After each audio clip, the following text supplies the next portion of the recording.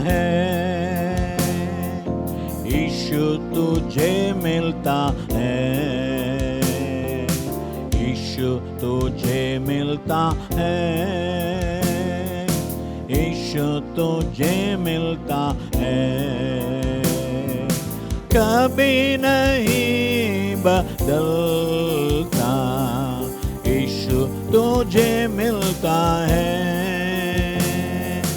कभी नहीं बदलता, यीशु तुझे मिलता है।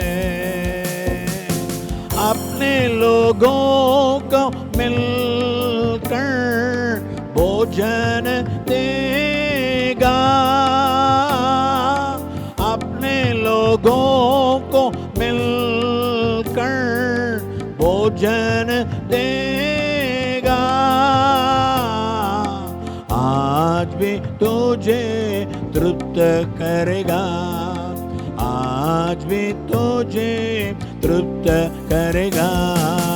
यीशु तुझे मिलता है, यीशु तुझे मिलता है, यीशु तुझे मिलता है, यीशु तुझे मिलता है। अपने लोगों को मिलकर बीमारी हटाएगा, अपने लोगों को मिलकर बीमारी हटाएगा। आज भी तुझे चंगा करेगा, आज भी तुझे चंगा करेगा। यीशु तुझे मिलता है, यीशु तुझे मिलता है, यीशु तुझे मिलता है, यीशु तुझे मिलता है। अपने लोगों को मिलकर अद्भुत करेगा, अपने लोगों को मिलकर अद्भुत करेगा। आज भी तुझ में क्रिया करेगा, आज भी तुझ में क्रिया करेगा। यीशु तुझे मिलता है, यीशु तुझे मिलता है, कभी नहीं बदलता। यीशु तुझे मिलता है, कभी नहीं बदलता। यीशु तुझे मिलता है।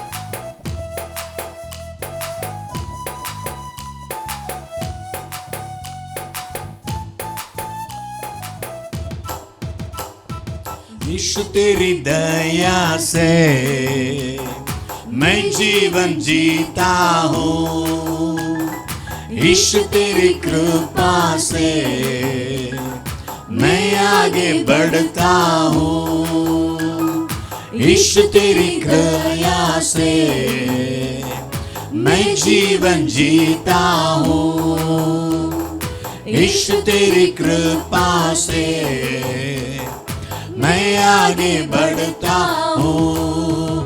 धन्यवाद धन्यवाद यीशु तेरा धन्यवाद, धन्यवाद धन्यवाद यीशु तेरा धन्यवाद।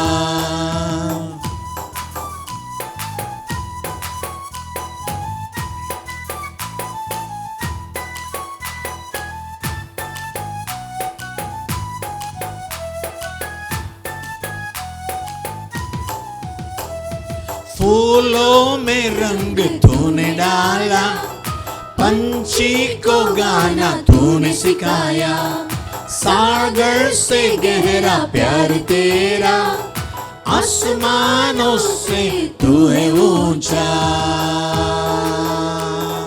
फूलों में रंग तूने डाला, पंछी को गाना तूने सिखाया, सागर से गहरा प्यार तेरा, आसमानों से तू है ऊंचा। धन्यवाद धन्यवाद यीशु तेरा धन्यवाद, धन्यवाद धन्यवाद यीशु तेरा धन्यवाद।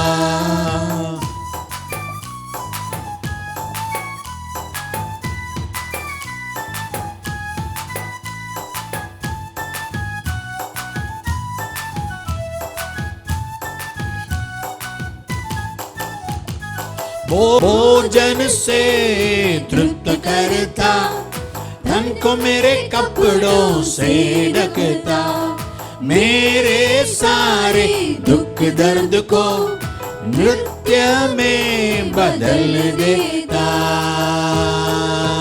धन्यवाद धन्यवाद यीशु तेरा धन्यवाद, धन्यवाद धन्यवाद यीशु तेरा धन्यवाद।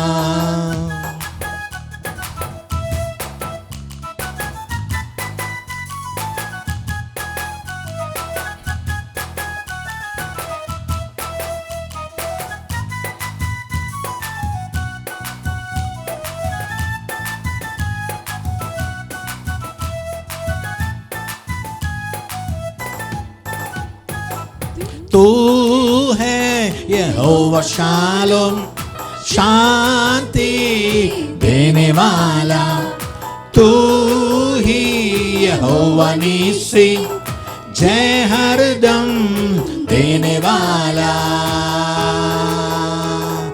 तू है यहोवा शालोम, शांति देने वाला, तू ही यहोवा नीसी, जय हरदम देने वाला।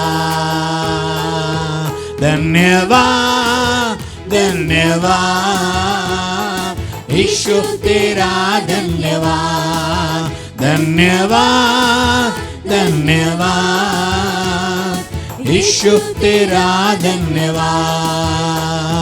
यीशु तेरी दया से मैं जीवन जीता हूँ, यीशु तेरी कृपा से मैं आगे बढ़ता हूँ, यीशु तेरी दया से मैं जीवन जीता हूँ, यीशु तेरी कृपा से मैं आगे बढ़ता हूँ।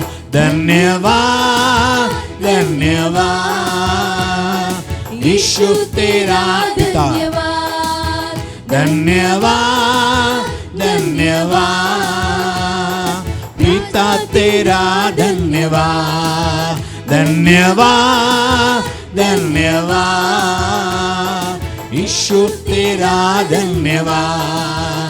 धन्य है पिता, धन्यवाद पिता तेरा धन्यवाद।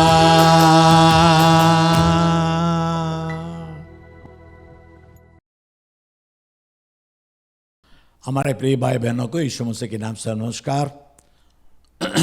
यीशु तुझे मिलता है इस कार्यक्रम को आपको स्वागत करते हैं।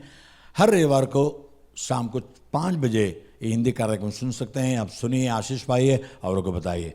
आज के उत्तर में जाएंगे यूहन्ना 16:24 में, जॉन 16:24, यूहन्ना 16:24 में यीशु ने कहा, अब तक तुमने मेरे नाम से कुछ नहीं मांगा, मांगो तो पाओगे ताकि तुम्हारा आनंद पूरा हो जाए। मांगो, प्रभु से मांगो, मांगेंगे यीशु के नाम से मांगो तो सब कुछ हो जाएगा।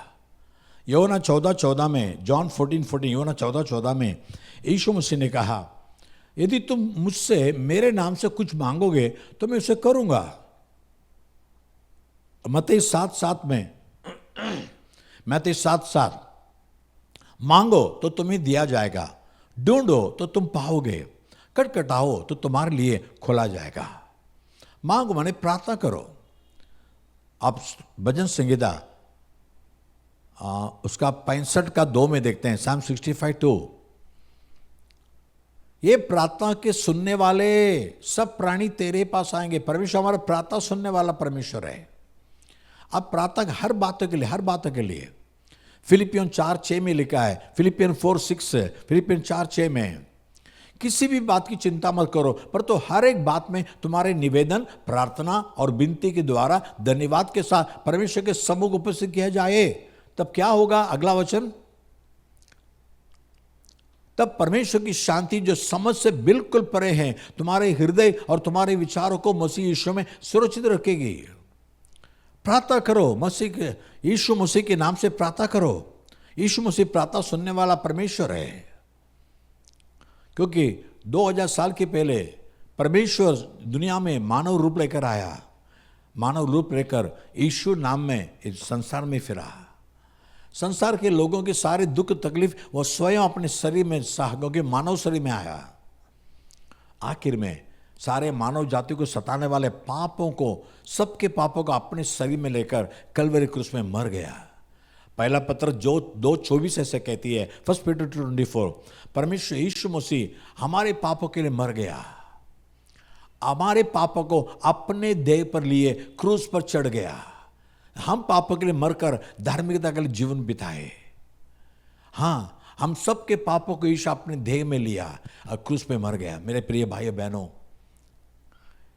इसलिए यीशु के नाम से जो भी मांगेंगे, वो जानता है, हमारा दर्द जानता है, दुख जानता है, वेदना जानता है, पाप की बोझ को जानता है।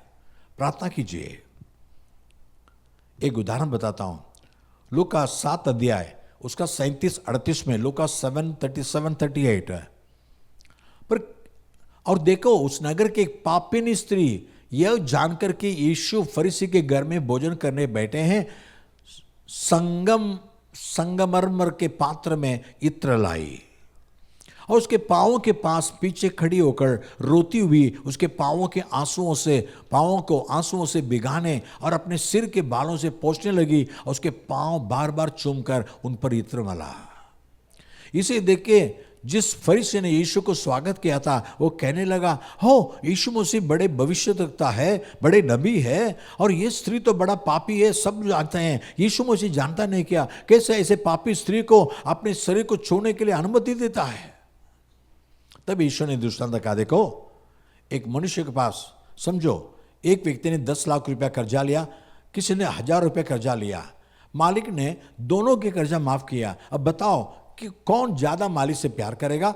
तो फरीसी ने कहा, हाँ, जिसका ज्यादा कर्जा माफ हुआ है वही तो मालिक से ज्यादा प्यार करेगा। हाँ, जैसे ये स्त्री बहुत पाप की है, मैं जानता हूं, लेकिन इसने मुझसे प्यार किया। मैं तुम्हारे घर पे आया, मुझे स्वागत करने के लिए मेरे पैरों को धोने के लिए पानी नहीं दिया, मेरे सर के ऊपर तेल नहीं लगाया, मुझे एक बार भी चुंबन नहीं किया, लेकिन ये आई तो अपने आंसू से मेरे पाँवों को दुबा कर और बार बार मेरे पैरों को चुंबन करने लगी और मेरे पैरों पर इत्र लगाई। इतना प्यार उसने जताया, इतना प्यार किया ना, उसके ढेर सारे पाप मर गए।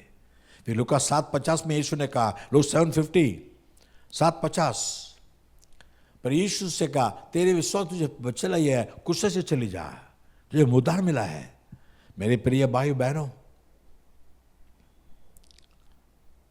यीशु से वो रोते समय यही प्रार्थना की होगी, मेरे पापों को क्षमा कर दे, मैं बहुत ढेर सारे पाप किया हूं। आज यीशु के पास आइए, पाप क्षमा करने वाला केवल यीशु मसीह है, क्योंकि आपके पाप के लिए प्रायश्चित किया हुआ, आपके पापों के लिए अपना जीवन कुर्बान किया, एक ही परमेश्वर है, यीशु मसीह है। रोमियो 8:3 कहती है, रोमन 8:3, रोमियो 8:3 कहती है, क्योंकि जो काम व्यवस्था, कानून शरीर के कारण दुर्बल होकर न कर सकी, उसको परमेश्वर ने किया, अर्थात अपने ही पुत्र को यीशु मसीह को पापमय शरीर की समानता में और पाप के बलिदान होने के लिए भेजकर शरीर में पाप पर दंड की आज्ञा दी। आज कानून लोगों को सुधार नहीं सकती। कितने कानून है देश में, कितने पुलिस है, सीबीआई, सब कुछ है, लेकिन मनुष्य अपने पापों को छोड़ नहीं पाता। जो कानून व्यवस्था नहीं कर सकती है वो यीशु मसीह ने किया, क्योंकि यीशु मसीह ने सबके पापों को अपने में लिया और सबके लिए खुद को बलिदान किया। आज क्या सब मनुष्य का गुनाह का दंड आप मनुष्य ले सकते हैं? नहीं, कोई मनुष्य ऐसा नहीं है। लेकिन यीशु परमेश्वर होने के कारण सारे लोगों के पापों को, यूहन्ना 1:29 कहती है, जॉन 1:29, यूहन्ना 1:29, यह परमेश्वर का मेमना है जो जगत के पाप को उठा ले जाता है। सारे जगत के पापों को, तुम जगत में हो ना, तुम्हारे पापों को भी यीशु उठा लिया गया। बस यीशु से पाप की क्षमा मांगो। नीति वचन 28:13, नीति प्रोवर्ब्स 28:13 में देखते हैं, जो अपने अपराध छिपा रखता है उसको कार्य सफल नहीं होता, परंतु जो उनको अपराध को मान लेता है और छोड़ भी देता है उस पर दया की जाएगी। आज अपने अपराध का क्षमा यीशु से मांगो, प्रार्थना करो, यीशु क्षमा करो। अब दूसरी बात देखने वाले हैं, नहम्याह 2 अध्याय 1-2 वचन में, नहम्याह चैप्टर 2 वर्स 1 और 2, अर्थशस्त्र राजा के 20वें वर्ष के निसान नाम महीने में जब उसके सामने दाख मधु था, तब मैंने दाख मधु उठाकर राजा को दिया। इससे पहले मैं उसके सामने कभी उदास न हुआ था। अगला वचन, तब राजा ने मुझसे पूछा, तू तो रोगी नहीं है, फिर तेरा मुंह क्यों उतरा हुआ है? यह तो मनी की उदासी होगी। आगे, तब मैं अत्यंत डर गया और राजा से कहा, राजा सदा जीवित हो। जब वो नगर जिसमें मेरे पुरखाओं की कब्रें हैं उजाड़ पड़ा है और उसके फाटक जले हुए हैं, तो मेरा मुंह क्यों ना उतरे? आगे पढ़िए। राजा ने पूछा, फिर तू क्या मांगता है? तब मैंने स्वर्ग के परमेश्वर से प्रार्थना करके राजा से कहा, राजा कहता तुझे क्या चाहिए? तुम्हारे पिता लोगों का घर उजड़ पड़ा है, कब्र जला हुआ है तुम्हारे शहर यरूशलेम शहर में, उसके लिए मैं क्या करूं? तो मांगना। 4 वचन में कहते, वो प्रार्थना किया। क्या मांगता है? राजा से पहले प्रार्थना करने के बाद फिर राजा से कहता, अगला वचन पढ़िए, यदि राजा को बाहे और तो अपने दास के प्रसन्न हो तो मुझे यहूदा और मेरे पुरखाओं की कब्रों के नगर को बेच, ताकि मैं उसे बनाऊं। आगे पढ़िए। तब राजा ने, जिसके पास रानी भी बेटी थी, मुझसे कहा, तू कितने दिन का तक यात्रा में होगा? तब कब लौटेगा?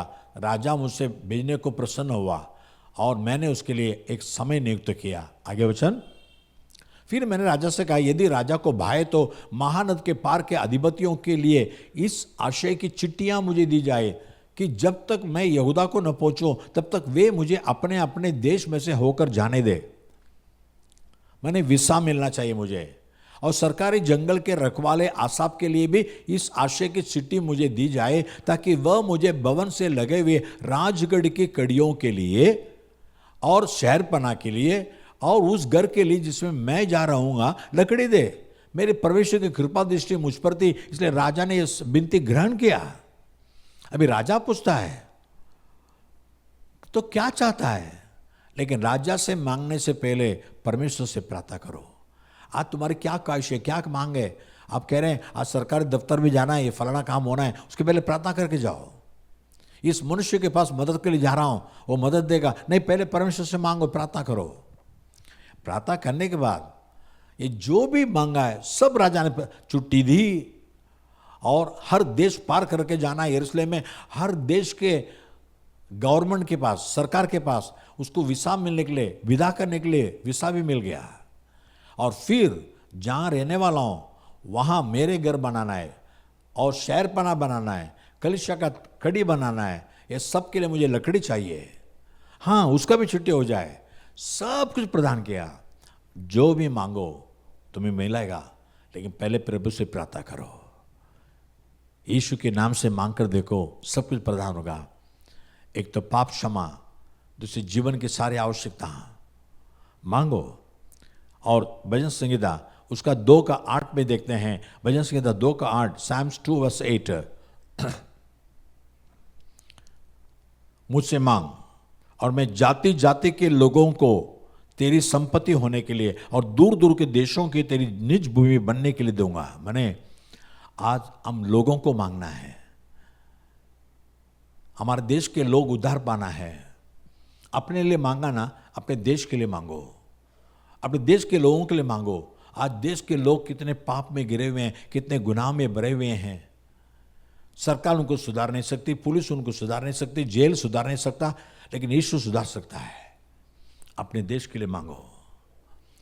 आप एस्तर की किताब 7 अध्याय 3 और 4 में देखते हैं। एस्तर 7 अध्याय 3-4 में एस्तर ने उत्तर दिया, हे राजा, यदि तो मुझ पर प्रसन्न है तो राजा के स्वीकार हो, तो मेरे निवेदन से मुझे और मेरे मांगने से मेरे लोगों के प्राण दान मिले। बस मेरे लोगों के प्राण दान मिले।